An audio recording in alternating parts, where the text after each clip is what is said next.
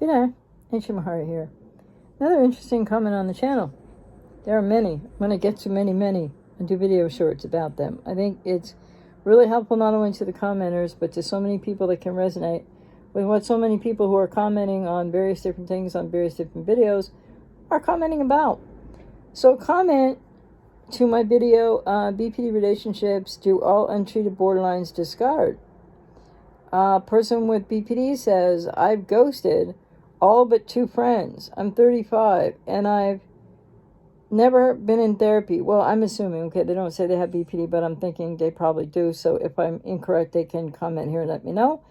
Commenter said, yeah, so they've ghosted all but 2 friends. They're 35. They've never been in therapy.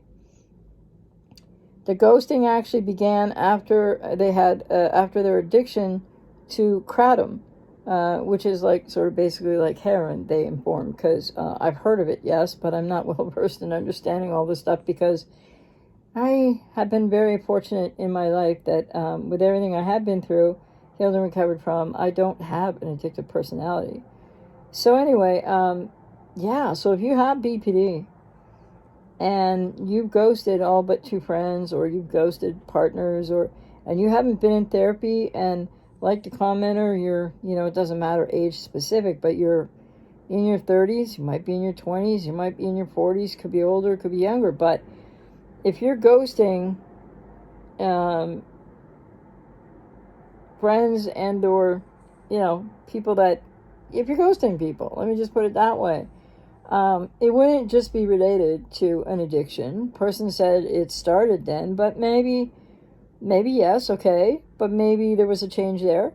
But also maybe it was something that they look back on and they have awareness about, when maybe it would help them to gain more awareness of even prior to that time in their life. And why would I say that? Well, because the defense mechanisms in BPD and the reasons why, and I'm sure a lot of you have ideas. Please, if you have BPD and you see this video, please share. Why do you ghost people?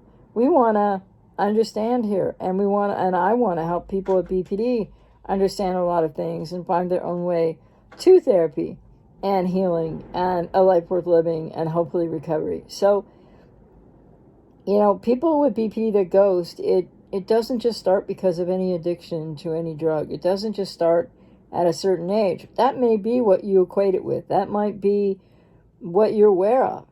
But there's been lots of comments on the channel here and there, because about, well, okay, one thing at a time, by people with BPD who say that they ghost or they discard, or what it's like for them. So there are those comments dispersed within all comments across the channel. And I would just invite people with BPD, if you see this, to share here, what is your experience internally? What do you know about why you ghost, why you discard, why you have to end relationships, if that's the case, with friends and or significant others, or why is that, do you think? What is your awareness of that? And by the way, if you do share here, this is a safe place for people with BPD to share, because I will not allow any comments to stay if they're not respectful to people with BPD as well, okay? Because the non-borderline codependents need to realize that when people with BPD contribute to this channel, as they have been throughout the history of this channel, here and there and on different videos, and you may run into some of their comments and you might not. But I expect respect on both sides of this bridge, of the fence, so to speak, on this channel.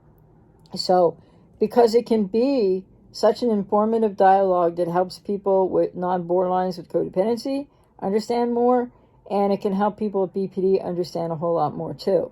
So no vilification here, and I'm inviting people with BPD to share with us if you know, or what is your impression, why do you think you ghost people? And when it started for you, and what's that like for you? Because I think we can all learn. I think people can learn a lot. Non-borderline codependents can learn a lot from you, and you can, maybe some people with BP, if they respond, can also, relate to each other. And yeah, I think it's really important to talk about this. So, and I just wanted to say that it's unlikely that, well, somebody could not have ghosted anybody until a certain point in time.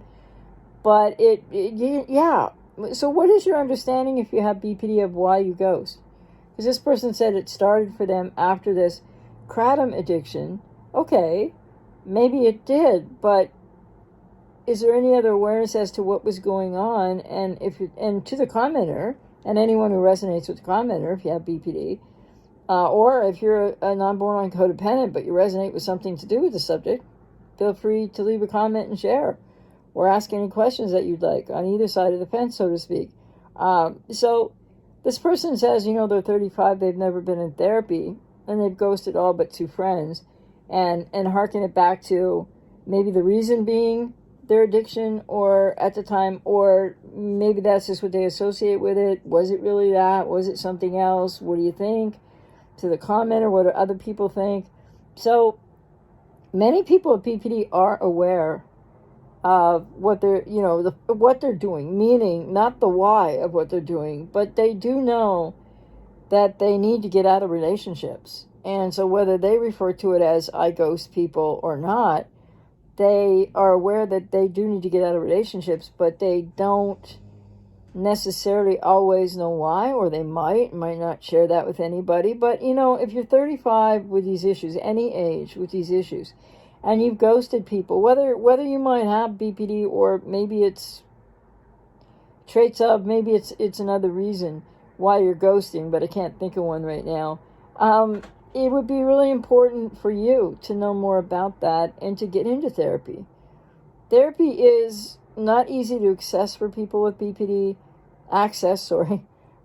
for people with BPD often, because it's cost prohibitive, and because there's so many clinicians out there that don't want to work with people with BPD in various countries now. I mean, in the US, I think it's over 50% now.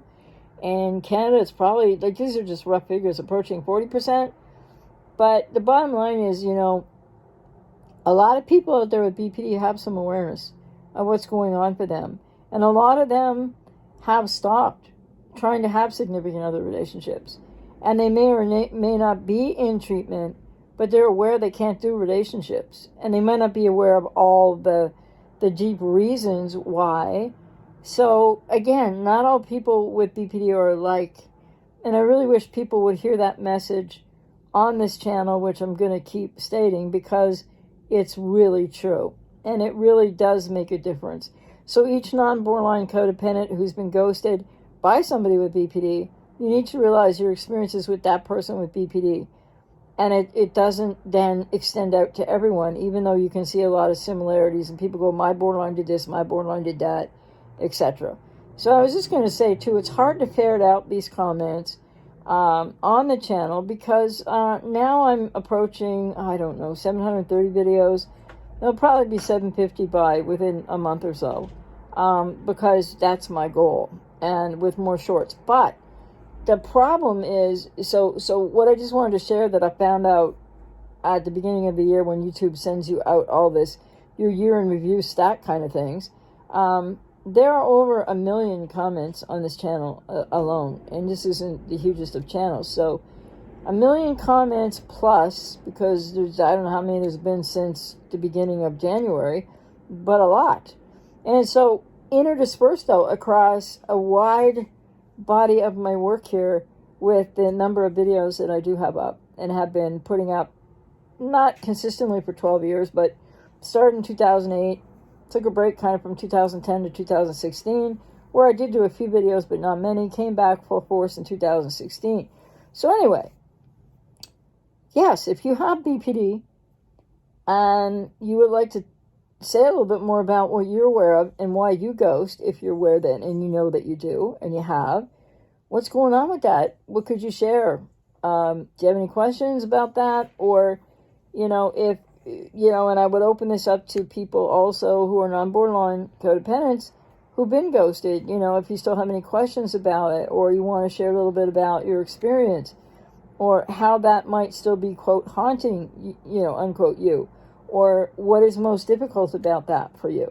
I think the more that people share here, and yes, from both sides, you'd be surprised how, reading the comment of somebody with BPD just might go, might give you that aha moment. You've been like, why did, And again, each person with BP is going to, when they comment on the channel, they speak from only their experience, as do others on the other side. So anyway, people with BPD can be aware that they ghost.